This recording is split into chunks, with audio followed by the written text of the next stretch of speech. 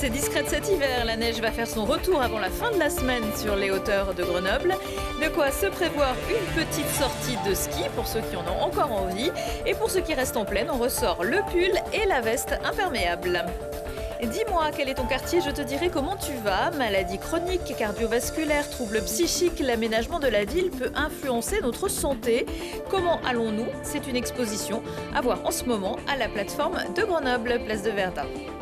Et puis en seulement 3 ans, le Grenoblois Mastergrid s'affirme comme un opérateur essentiel dans la maintenance des équipements basse et haute tension.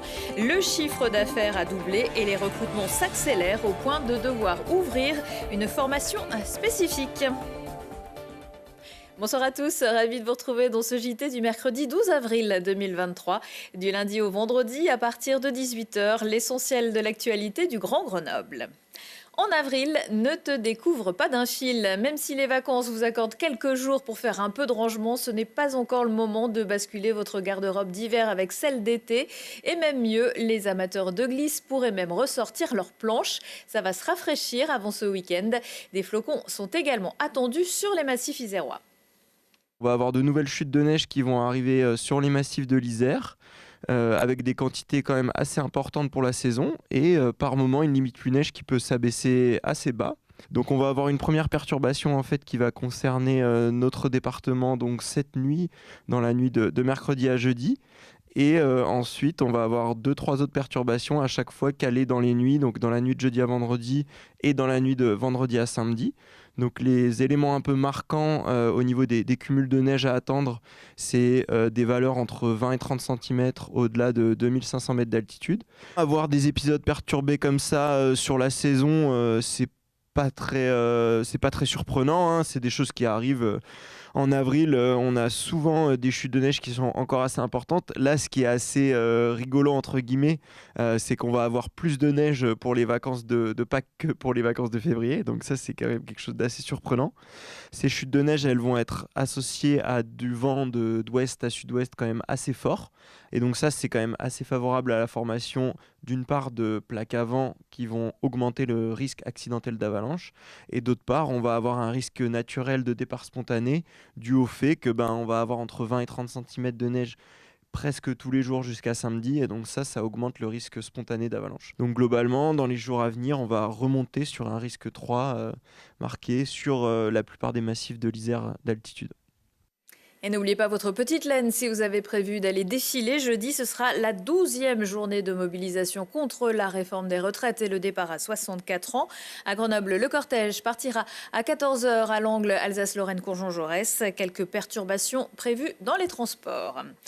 Comment allez-vous? Jusqu'au 24 juin, la plateforme Place de Verdun à Grenoble fait le lien entre urbanisme et santé au travers d'une exposition qui analyse différents quartiers grenoblois pour voir ce qui pourrait être amélioré dans leur aménagement. Dans le dernier plan municipal de santé, la municipalité a déjà fléché 103 mesures qui ont déjà été déclinées sur les axes Flaubert et Cambridge. Voyez le reportage de Loulena Juillet.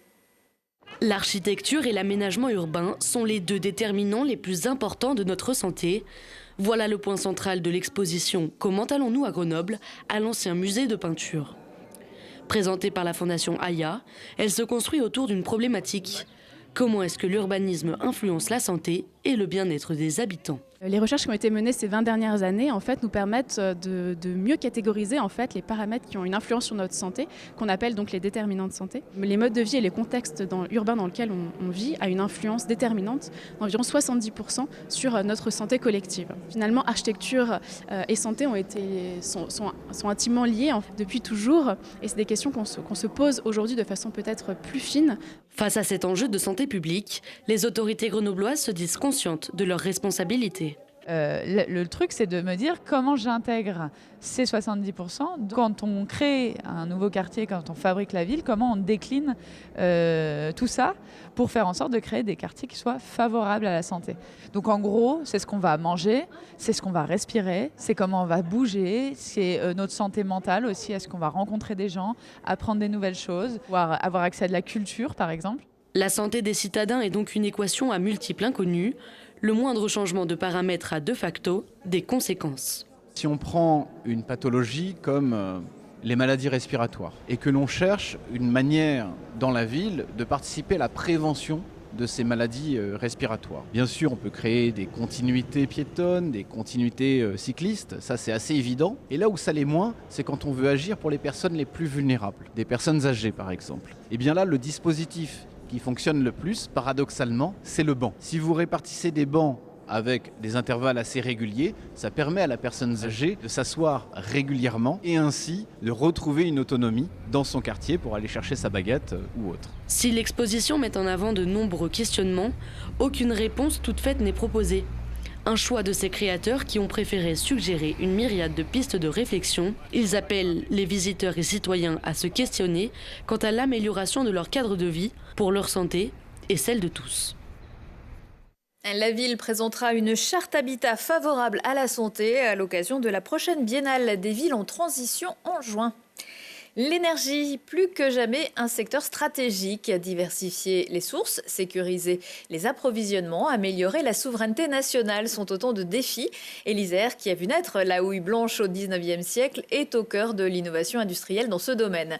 Focus sur une entreprise qui inscrit son succès dans celui de l'ancien géant Merlin-Gerin.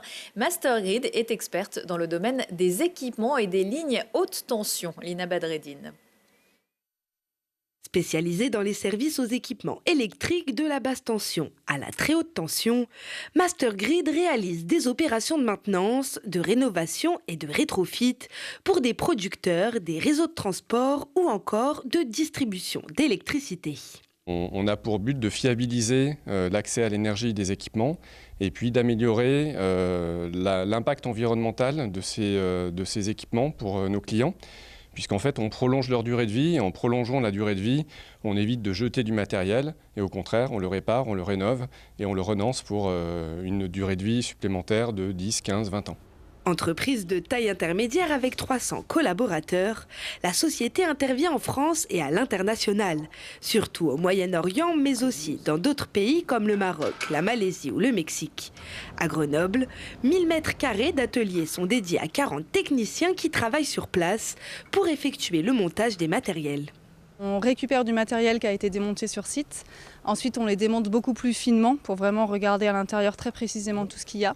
On décide ce qu'on va rénover, donc on essaye au maximum de réutiliser le matériel et de ne pas jeter, évidemment. Néanmoins, il y a des choses qu'on est obligé de jeter et de remplacer.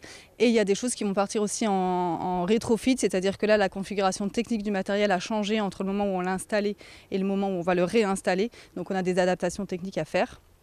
Une fois que toutes ces décisions sont prises, on oriente les différents flux, on récupère tout ça, on remonte les matériels, on les teste et ensuite les matériels sont prêts, validés à repartir chez nos clients pour être de nouveau montés sur site. Dans ces locaux de la capitale des Alpes, l'entreprise possède également un centre de formation où sont regroupés l'ensemble des équipements des activités de Mastergrid pour former 300 personnes par an sur différentes thématiques. Dans nos formations, on a des grandes thématiques qui sont abordées, donc ça va être tout ce qui va être relatif à la maintenance des équipements, donc essentiellement sur la partie hydraulique, sur une grosse thématique, et puis sur une autre thématique qui va être autour du fonctionnement même de l'équipement sur la partie coupure. Donc on voit par exemple ici un disjoncteur en coupe sur lequel on voit comment l'arc est coupé pendant les opérations pour protéger les lignes électriques. Le chiffre d'affaires de Mastergrid s'élève à 60 millions d'euros.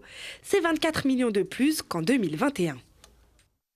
Plus d'infos sur Mastergrid à retrouver dans le dernier numéro d'Alpes Décideurs en replay sur télégrenoble.net. Ça bouge aussi chez d'autres fleurons à l'origine isérois, mais qui changent de crèmerie, à commencer par la laiterie Gilbert. Ses actionnaires viennent de la céder au maître laitier du Cotentin, une coopérative regroupant 1100 agriculteurs sociétaires dans la Manche. En reprenant la laiterie en 2012, Christophe Chaperon et Cédric Garnat, qui restera directeur général, avaient créé le premier réseau de fromagers indépendants de France avec une cinquantaine de franchises, 5 magasins propres sur Grenoble et un centre de formation. Malgré la reprise par les Normands, la laiterie Gilbert conservera son siège et ses équipes, dont 16 personnes en Isère. Et puis Baudet remet les pendules à l'heure et reprend Gorgy Timing qui devient Gorgy Time. Le tribunal de commerce de Grenoble a donné son accord pour que le groupe basé à Cholet absorbe la société iséroise qui se trouvait en redressement judiciaire. Une reprise de près de 4 millions d'euros. L'usine de Gorgy et ses 45 employés resteront à la mûre. Baudet est aujourd'hui le leader européen des solutions de mesure et de gestion du temps. Ne soyez pas en retard pour les spectacles de jeudi. Pour toute la famille, à partir de 5 ans, Chloé Burns et ses 2 musiciens sont en concert dans l'après-midi à l'Iliade à Cessiné. J'ai rien demandé, moi, c'est de la pop électro-théâtrale et numérique pour raconter l'histoire de Lison, une petite fille qui a posé plein de questions du genre pourquoi les parents font des enfants ou quel est le sens de la présence sur Terre, une approche ludique de la philosophie autour de la complexité du lien familial et de la construction de soi. Pour les adultes, la basse-course fait le maillot cette semaine. Régis Maillot présente son dernier spectacle Nouvelle Pigeonnante sur la scène du Café-Théâtre grenoblois de mercredi à samedi soir. Entre réquisitoires, sketch et une revue de presse hilarante, il renoue avec l'âge d'or des irrévérencieux à la plume brillante et acerbe, une véritable bouffée d'air frais au milieu du politiquement correct. De l'humour aussi, dont si on parlait avec Lucille Dailly, de l'humour mais pas que. Un comédien, humoriste, humaniste, écologiste, sur grand et petit écran, Thomas VDB chatouille les esprits à la radio comme sur les planches. Aurélien Fontenoy, champion du monde junior de VTT trial, fait partager sa passion sous toutes les formes au grand public, quitte à faire dévaler la Bastille aux cyclistes intrépides depuis l'an dernier. Et puis Laurence Perrin, écrivaine grenobloise, qui nous embarque vers un nouveau destin sous le soleil de Soledad, une nouvelle aventure qui nous transporte de la Floride au Mexique. Retour de l'actu dans 1 heure et en replay sur télégrenoble.net. Excellente soirée à tous.